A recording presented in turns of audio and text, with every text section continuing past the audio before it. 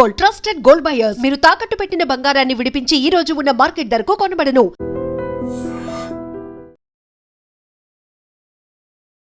పశ్చిమ గోదావరి జిల్లా పాలకొల్లుకు సంబంధించిన ఇద్దరు దంపతులు జస్ట్ ఒక 10 రోజుల కిందటనే వెకేషన్ కోసం వచ్చిండ్రు ఫ్యామిలీతోని.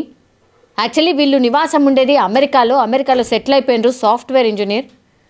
వాళ్ళిద్దరూ అంటే ఒక హ్యాపీ ఫ్యామిలీ అనుకోవచ్చు.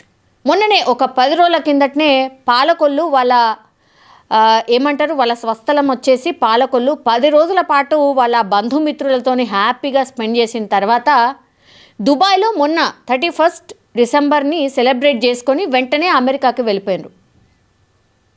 పాపం మృత్యువు ఎంత భయంకరంగా వెంటాడింది వీళ్ళిద్దరిని అని అంటే, చివరిసారిగా వాళ్ళ స్వస్థలంలో ఉన్నటువంటి అందరినీ కలుసుకొని వెళ్ళిన తర్వాత వాషింగ్టన్లో వాళ్ళు ట్రావెల్ చేస్తున్నటువంటి కార్ని గుర్తు తెలియని ఒక కార్ వచ్చేసి ఢీ కొడితే అక్కడికక్కడే స్పాట్లో పాపం ఇద్దరు దంపతులు కూడా చనిపోయినరు. తర్వాత వాళ్ళ పిల్లలు, ఒక కొడుకు ఒక బిడ్డ, వాళ్ళిద్దరికీ తీవ్ర గాయాలై ఇప్పుడు హాస్పిటల్లో ట్రీట్మెంట్ తీసుకుంటున్న పరిస్థితి. అమెరికాలో ఇట్లాంటి ఇన్సిడెంట్ తెలిసిన తర్వాత మాత్రం నిజంగా అంటే ఎక్కడో ఒక చోట అంటే ఇండియాలో ఉన్న వాళ్ళు ప్రతి ఒక్కరు కూడా అయ్యో పాపం ఇట్లా జరిగిందా అని మాట్లాడుకోనటువంటి వాళ్ళు ఎవరు ఉండరు.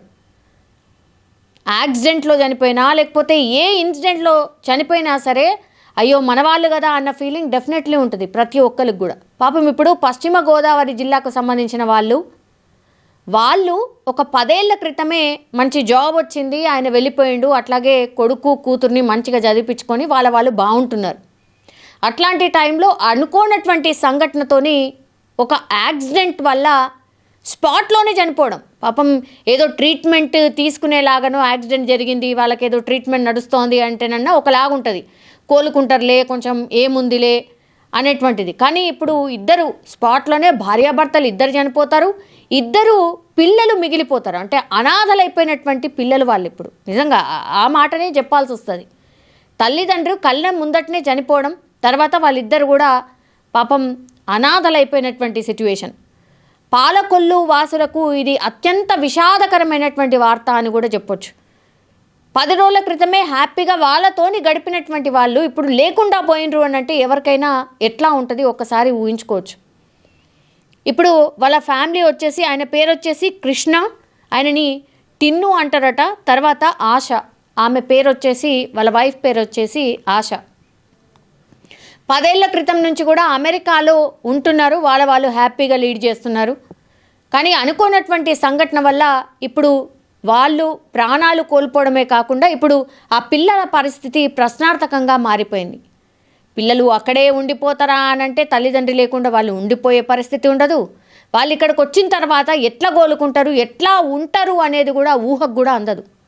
అమ్మమ్మనో లేకపోతే నాయనమ్మనో తాతనో ఎవరో ఉండుంటారు, కానీ తల్లిదండ్రులు అమెరికాలో ఉండి జీవించడం వేరు. ఇండియాకే తీసుకురావాలి. ఇండియాకు వచ్చిన తర్వాత వాళ్ళు ఎట్లు ఉంటారు, వాళ్ళ బాగోగులేంది, అసలు వాళ్ళది ఏంటి అనేది ఏమీ తెలియనటువంటి పరిస్థితి. ఇట్లా ఆల్ ఆఫ్ సడన్ జరిగే ఇన్సిడెంట్స్ కూడా మొత్తం ఫ్యామిలీస్ని కూడా ఒక ప్రశ్నార్థకంగా మార్చేస్తాయి.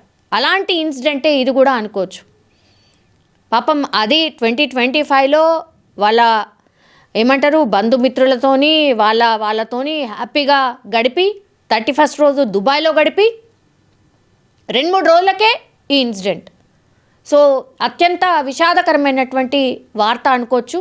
పశ్చిమ గోదావరి జిల్లా పాలకొల్లుకు చెందినటువంటి భార్యాభర్తలు ఇద్దరు ప్రాణాలు కోల్పోయారు. నిజంగా ప్రస్తుతం ఉన్నటువంటి సమాజం దేనికి ప్రయారిటీ ఇస్తుంది? ఆర్థిక సంబంధాల చుట్టూ మాత్రమే తిరుగుతుంది. మళ్ళీ ఎన్నికలంగానే చాలా విరక్తి కలుగుతున్నాం. మంచి అనిపిస్తుంది కదా, లేడీస్ కూడా ఛాలెంజింగ్ జాబ్స్ చేసినప్పుడు చాలా బాగుంటది. ట్రాఫిక్ అసిస్టెంట్స్ గా నియమించిన ట్రాన్స్జెండర్స్ అందరితో సాల్యూట్ చేయించుకుంటున్నారు. ఫుడ్ డెలివరీ ఇవ్వటానికి వెళ్ళినటువంటి డెలివరీ బాయ్ అనిల్ పై కళ్ళ ముందు